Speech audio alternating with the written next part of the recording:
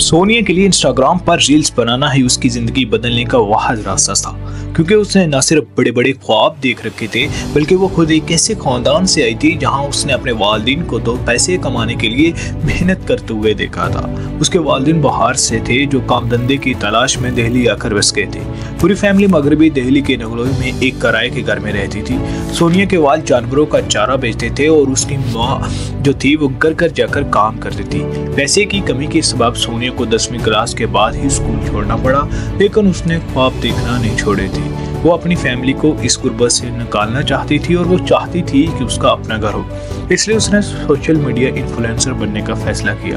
पढ़ाई छोड़ने के बाद उसने अपने कुछ बचत करके एक स्मार्टफोन खरीदा और इंस्टाग्राम पर रील्स बनाना शुरू कर दी। जब वालिदैन काम के लिए घर से निकल जाते तो वो घर के सारे काम निपटाने के बाद पूरा दिन रील्स बनाती। वो यकीन रखती थी कि अगर वो बाकायदगी के साथ कंटेंट अपलोड करती रहेगी तो वो एक दिन उसकी फॉलोइंग इतनी बढ़ जाएगी कि उससे नए मौके मिलेंगे। वो अपनी रील्स को शूट करने के लिए रोज शहर के मशहूर मकामात पर जाती और पूरा दिन रील्स बनाती रहती। इस सब के साथ उसने सिलाई का काम भी सीखना शुरू कर दिया ताकि वो रील्स के लिए खुद के डिजाइन करदा कपड़े सी सके। मुख्तसर ये कि सोनिया को हर हाल में सोशल मीडिया इन्फ्लुएंसर बनना था और आहिस्ता आहिस्ता उसके फॉलोअर्स भी बढ़ने लगे, लेकिन किस्मत को कुछ और ही मंजूर था। सोनिया के ख्वाबों ने उड़ान भरना शुरू ही किया था कि तभी उसकी जिंदगी में एक भूत ने दस्तक दी। जी हाँ, एक भूत, एक ऐसा भूत जिसने सोनिया के ख्वाबों से भरी कहानी का अंजाम ऐसा बदला जिसकी तवक्को उसने कभी नहीं की थी। Welcome to the show. मेरा नाम है नवीद असलम और आप देख रहे हैं the dark case of Sonia Kumar. Sonia social media की दुनिया में पूरी तरह डूब चुकी थी, क्योंकि उसके मुताबिक यही एक तरीका था अपनी तकदीर बदलने का। तकरीबन एक साल पहले, उसकी उम्र तकरीबन 18 साल की थी, उसकी ज़िंदगी में एक भूत आया और दोनों के दरमियान मोहब्बत का तल्लुक शुरू हुआ। ये वो भूत था जो नॉर्मल पीर या मूवी वाला भूत नहीं, बल्कि उसका खुफिया बॉयफ्रेंड था जिसे वो मोहब्बत से भूत कहा करती थी। शुरू में तो सोनिया के घर वाले को इस शख्स के बारे में कोई इल्म नहीं था, लेकिन वक्त के साथ सोनिया ने अपने इस रिश्ते को धीरे धीरे दुनिया के सामने लाना शुरू कर दिया। हत्ता कि अपने इंस्टाग्राम अकाउंट पर भी उसके साथ अपनी तस्वीर पोस्ट करना शुरू कर दी। सोनिया अपने इस भूत की मोहब्बत में बेहद पागल थी और उम्र के वो इस मोड़ पर थी कि जहाँ नया नया इश्क कुछ लोगों के सर चढ़कर ऐसे बोलता है कि दुनिया की बाकी सारी चीजें और नजर आना और सुनाई देना बंद हो जाती हैं। और ऐसा ही कुछ सोनिया के साथ हुआ। सोनिया की फितरत में वाज़ेह तब्दीलियां नजर आने लगी, जैसे उसकी माँ और बहन ने भी महसूस किया। उनको ये खबर तो होगी थी कि सोनिया किससे मोहब्बत करती है, लेकिन वो कौन है, कहाँ रहता है, क्या करता है, इसका कोई अंदाज़ा उन्हें नहीं था। और जब भी उन्होंने इस बारे में सोनिया से बात करने की कोशिश की तो उसने वही पुराना जवाब दिया कि उसका नाम भूत है। वो दिन रात फोन पर बात करती, उसकी इंस्टाग्राम पोस्ट, रील स्टोरीज और फोन कॉन्टेक्ट में हर तरफ सिर्फ भूत का जिक्र होता। लेकिन सोनिया के दिलो दिमाग में इस भूत की मोहब्बत का भूत सवार हो चुका था। ये दर्दनाक अंजाम की तरफ ले जाने वाला था। अगस्त 2024 सोनिया की मां रजनी देवी ने नोट्स किया कि सोनिया ने अचानक घर से बाहर जाना बंद कर दिया था, वरना वो तो मुश्किल से ही घर में पूरा दिन रहती थी, लेकिन अब वो फिर बीमार भी पड़ने लगी थी। इसकी तबीयत और अलामत गैर मामूली थी, इसलिए शक होने पर जब उन्होंने सोनिया का चेकअप करवाया तो रिपोर्ट ने उनके शक्कों को यकीन में बदल दिया, क्योंकि उनकी सिर्फ 20 साल की बेटी सोनिया इस वक्त 5 माह की हामला थी। अब यहाँ से कहानी एक नया मोड़ लेने वाली थी, जिससे का अंजाम कुछ अच्छा नहीं था। चलिए आइए इससे पहले समझते हैं सोनिया की इस मोहब्बत के रिश्ते के बारे में और फिर हम तमाम शवाहद को करीब से जांचेंगे। सोनिया ने तकरीबन 61 हफ्ते यानी तकरीबन 15 महीने पहले ये स्टोरी लगाई थी, जिससे समझा जा सकता है कि तकरीबन उसी दौरान ही उसकी मुलाकात उस लड़के से हुई थी। सोनिया ने लड़के का नाम संजू बताया था, जिसे वो मोहब्बत से अपना भूत कहती थी। लेकिन सोनिया मोहब्बत में इस कदर पागल थी कि कुछ ही महीनों में उस लड़के को अपना शोहर मानने लगी थी।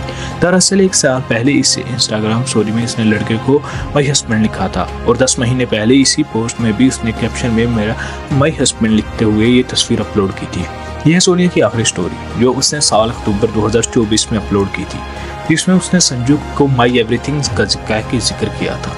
अक्टूबर 2024 में सोनिया हमल के 7वें महीने में दाखिल हो चुकी थी। इसने अपने खानदान में खुलकर बता दिया था कि संजू ही उसके बच्चे का वालिद है। वो अपनी सारी जिंदगी संजू के साथ गुजारना चाहती थी, क्योंकि उसने हर तरह से अपने शोहर उसको मान लिया था। दूसरी तरफ संजू ने सोनिया को बता रखा था कि चाहे वो अपने वालिदैन और बड़े बहन भाभी के साथ रहता हो, लेकिन वो उसको बेदखल कर चुके हैं। डिलीवरी का टाइम करीब आ रहा था और सोनिया अपनी नई जिंदगी की शुरुआत करने के लिए बहुत ही पुरजोश थी। उसकी संजू से कोई शादी नहीं हुई थी, लेकिन फिर भी इसी साल 20 अक्टूबर 2024 को उसने एक करवा चौथ का रोजा रखा था। इनकी इतनी कम उम्र की बेटी, जो न सिर्फ शादी से पहले मां बनने वाली थी, बल्कि एक शादीशुदा लड़की की तरह रवाज भी अपना रही थी। ये सब देखते हुए वो मजबूर थे, इसलिए उन्होंने आखिरकार इसके सर पर हाथ रखा। अक्टूबर 2024 को सुबह के 4 बजे सोनिया अपना सामान पहनकर घर से निकल गई। जाते हुए वो अपनी बहन से ये कहकर गई कि संजू की माँ उसे कभी कबूल नहीं करेगी, इसलिए वो संजू के साथ अलग जाकर अपना घर बसाएगी। जब सुबह 5 बजे सोनिया की मां रजनी देवी की आंख खुली तो उन्हें यह मालूम हुआ कि उनकी बेटी घर से जा चुकी है। उन्होंने उसे कॉल की तो पहले फोन स्विच ऑफ हो रहा था और फिर कुछ घंटे बाद जब फोन उठाया तो दूसरी तरफ से आवाज आई कि मैं संजू बोल रहा हूँ, तुम्हारी बेटी तुमसे नफरत करती है और वो किसी से भी बात नहीं करना चाहती। तुम लोग बार बार फोन करके परेशान करना बंद कर दो। सोनिया की मां ने दरख्वास्त की कि आखिर ये बता दो कि मेरी बेटी कहाँ है, कैसी है, लेकिन वो बात करवाने से इनकार कर देता। पूरा दिन उनकी सोनिया से कांटेक्ट करने की कोशिश नाकाम हो गई। उसी रात 11 बजे जब सोनिया की भाई मानेश ने उसे दोबारा कॉल की तो संजू ने फिर वही जवाब दिया, लेकिन इस बार मानेश को पस मंजर में कुछ और सुनाई दिया और जैसे संजू के साथ कुछ लोग और भी हैं। मानेश के कानों में कुछ एक ऐसी आवाज सुनाई पड़ी जिससे एक बड़ी अनहोनी का इशारा मिला। मनीष ने संजू को गुस्से से कहते हुए सुना कि गड्ढा और गहरा खोद दो। दिल में बैठा ये खौफ बहुत बड़ा था, इसलिए सोनिया के तमाम घर वाले नागलोई पुलिस स्टेशन में गुमशुदगी की शिकायत दर्ज कराने पहुंचे, लेकिन पुलिस ने यह कहकर शिकायत दर्ज करने से इनकार कर दिया कि लड़का और लड़की दोनों ही बालिग हैं और आपकी बेटी अपनी मर्जी से गई है, इसलिए वो इसमें कुछ नहीं कर सकते। पुलिस से मायूसी मिलने के बाद उन्होंने खुद से संजू के बारे में पता करना शुरू किया और पता करते करते आखिरकार अगले दिन संजू के घर पहुंच गए।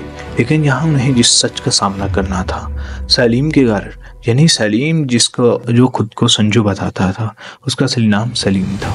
सलीम के खानदान वालों ने सोनिया के खानदान से ये कहकर तर्क तोड़ लिया कि उन्होंने सलीम को बेदखल कर दिया, इनका इनसे कोई तल्लुक नहीं, तमाम रास्ते बंद हो चुके थे, पुलिस से भी कोई मदद नहीं मिल रही थी और इसने इंकशाफ ने इस शक को मजीद गहरा कर दिया था। अगले दिन यानी 23 अक्टूबर को सोनिया की भाई मनीष को वेस्ट वहार पुलिस स्टेशन से एक कार आती है जिसमें एक पुलिस ऑफिसर मनीष को बताता है कि उन्होंने एक लड़के को बगैर नंबर प्लेट वाली बाइक चलाते हुए पकड़ा है और उसके पास ही कुछ दस्तावेजात और आधार कार्ड मिले हैं। वो आधार कार्ड सोनिया और उसके वालिद का था जिसे सोनिया अपने साथ लेकर गई थी। मनीष फौरन नागलोई पुलिस स्टेशन पहुंचा और वहां के पुलिस ऑफिसर को इस बारे में इतला दी। उसके बाद पुलिस की एक टीम इस लड़के को वेस्ट वहार पुलिस स्टेशन से नागलोई पुलिस स्टेशन ले आई। पकड़ा गया लड़का कोई और नहीं बल्कि वही सलीम उर्फ संजू था। पुलिस ने जब उससे सोनिया के बारे में पूछा तो पहले उसने कहा कि वो अब किसी से भी कोई ताल्लुक नहीं रखना चाहता, लेकिन जब पुलिस ने सलीम की अच्छी तरह मेहमान नवाजी की तो उसकी ज़बान से सच निकलना शुरू हो गया और यह सच एक ऐसी साजिश थी जिसमें सोनिया को बड़ी चालाकी से फंसाया गया था। अक्टूबर की सुबह जब सोनिया घर से सारा सामान लेकर निकली तो सलीम और संजू से कार से पिक करने के लिए आया था। उसने किराए पर ली थी। इस रास्ते में उसने अपने 2 दोस्त मेनका छोरे तक को भी पिक कर लिया। सबरोहते के लिए रवाना हो गए। सोनिया ने सलीम से कहा था वो उसे पिक करने के लिए आया था और वो शादी के लिए दबाव डाल रही थी क्योंकि कई महीनों से सलीम शादी के बारे में सोनिया से थोड़ा इंतजार करने को कह रहा था। गाड़ी बहादुरगढ़ से रोहतक के दरमियान हाईवे पर थी जब शादी के बारे में दोनों के दरमियान झगड़ा शुरू हो गया क्योंकि सोनिया अपना सब कुछ छोड़ छाड़ कर उसके साथ घर बसाने का ख्वाब लेकर निकली थी। सलीम जानता था कि सोनिया शादी करने के लिए उड़ चुकी है, इसलिए उसने पहले ही एक साजिश रच ली थी और ये सब उनके मखसूस मंसूबे का हिस्सा था। सोनिया को यह भी नहीं पता था कि संजू के रूप में ये वहशी किस इरादे से लेकर जा रहा है। झगड़े को ख़त्म करने और सोनिया को समझाने के लिए उसने उसी दिन रास्ते में आखिरकार शादी करने का वादा किया और इस वादे का जश्न मनाने के लिए वो सबरोहतक में पार्टी करने की। यहाँ सलीम और उसके दोनों दोस्त पंकज और अतिक ने शराब पी। शराब पीने के बाद देर रात वो रोहतक से तकरीबन 20 किलोमीटर दूर मदीना कौम के एक सुनसान इलाके में पहुंचे। यहाँ तीनों ने मिलकर हमला सोनिया को न सिर्फ बेरहमी से पीटा बल्कि वही 11 बजे का वक्त था जब सोनिया के भाई मनीष ने गाल की थी। और इस वक्त सलीम अपने दोस्तों से गहरा गड्ढा खोदने का कह रहा था और इसी 4 फुट गहरे गड्ढे में सोनिया को दफन करके तीनों वापस दिल्ली आ गए ताकि किसी को शक ना हो। सोनिया जिसे अपनी जिंदगी का प्यार समझती थी, जिसके बच्चे की वो मां बनने वाली थी, वो एक दरिंदा बनकर उसकी जिंदगी को मिटा गया। उसके पेट में पलने वाले मासूम बच्चे का कभी ख्याल ना आया। ये पूरा मंसूबा सलीम ने पुलिस के सामने एतराफ़ कर लिया। उसने बताया कि सोनिया बार बार इस पर शादी करने का दबाव डाल रही थी, लेकिन वो उसके लिए तैयार नहीं था। सोनिया को उसने मोहब्बत के जाल में फंसा लिया था। उसने न सिर्फ अपना नाम संजू बताया बल्कि हिंदू मजहब से होने का भी पूरा खेल रचाया था। उन्होंने इन दोनों तस्वीर में अगर आप ध्यान से देखेंगे तो उसने हाथों में कड़ा पहन रखा है। जब वो सोनिया के साथ होता कभी कभी माथे पर टीका भी लगाता था और तमाम हिंदू त्यौहार भी साथ मनाता। सोनिया के मोहल्ले वालों ने पुलिस को बताया कि उन्होंने इस लड़के को अक्सर सोनिया के घर आते हुए देखा है जब वो घर पर अकेली होती थी। और सबसे ज़्यादा चौंकाने देने वाली बात ये थी कि जब हमने गहराई से तहकीक की तो ये सामने आया कि सोनिया के कत्ल के बाद उसने अपने इंस्टाग्राम आईडी का यूज़र नेम संजू_17 से सलीम_17 कर लिया। 2 बातें अभी भी गैर वाज़ेह हैं। पहली ये कि सोनिया को आखिर तक उसकी सच्चाई, उसकी असली शनाख्त का क्या पता चल सका, और दूसरा ये कि क्या सोनिया ही वो पहली लड़की थी जो उसके जाल पे फंसी थी।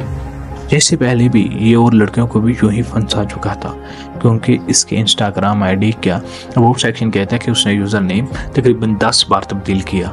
लेकिन एक बात जो बिल्कुल वाज़ेह है और यह है कि सलीम का इरादा सोनिया के साथ सिर्फ और सिर्फ जिस्मानी तल्लुकात बनाने का था। उसको सिर्फ अपने हवस में हटानी थी। इसके लिए उसने सोनिया से मोहब्बत का ढोंग किया, शादी का वादा करके उससे तल्लुकात बनाए। इसकी वजह से वो हमला भी होगी। सोनिया को जिस बूझ से मोहब्बत थी वो हकीकत में एक शैतान निकला, जिसे कभी भी सोनिया से मोहब्बत नहीं थी। बदकिस्मती से काफ़ी कोशिश के बावजूद बाकी 2 मुलजमान पंकज और अतिक की कोई तस्वीर नहीं मिल सकी। फिलहाल तमाम मुजरिमान को गिरफ्तार कर लिया गया और सोनिया के घर वाले इस बात से हैरान है कि जिस सलीम के खानदान वाले कुछ दिन तक पहले अपने बेटे से तल्लुक न होने और इसे बेदखल करने की बात कर रहे थे, आज वो सलीम को बचाने की भरपूर कोशिश में लगे हुए हैं। इसका मतलब ये बिल्कुल भी नहीं कि आप अपने आस पास हर किसी पर शक करने लगें, लेकिन ये बात बहुत ज़रूरी है कि किसी भी रिश्ते में आगे बढ़ने से पहले थोड़ा रुके, वक़्त लें, क्योंकि मैंने पहले भी कहा है कि ऐसी तमाम सूरत हाल में वक़्त ही आपका सबसे अच्छा दोस्त होता है। बराए कराम मुहतात रहें, चौकस रहें, थोड़ा रुक कर देखें, क्योंकि कभी कभी हकीकत के ऊपर धुंधलाहट छाई होती है। जैसे उबलते पानी में आगे बढ़ने से आपका चेहरा साफ तक नहीं दिखाई देता, वैसे ही मोहब्बत में पड़ा इंसान जब जज्बात और एहसासात उबाल मार रहे होते हैं तो उसके लिए सच्चाई देखना मुश्किल होता है। इसका फ़ायदा वो बेड़िया लोग उठा लेते हैं और जब तक समझ आते हैं। अपना ख्याल रखें। मिलते हैं अगले केस के साथ। अल्लाह हाफिज़।